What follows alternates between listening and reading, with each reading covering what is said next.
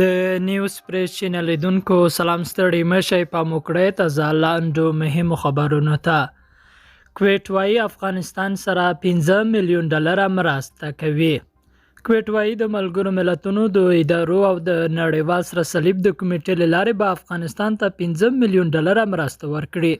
دا پریکړه د کویټ صدر اعظم شیخ صباح د کابینې په غونډه کې اعلان کړه.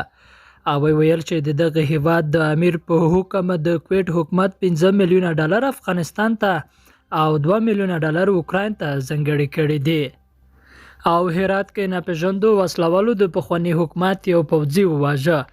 ناپېژاندو وسلوالو پرون چهارشنبه ماسپښین په هرات ښار کې د افغانستان د پخواني حکومت یو پوځي وواژه.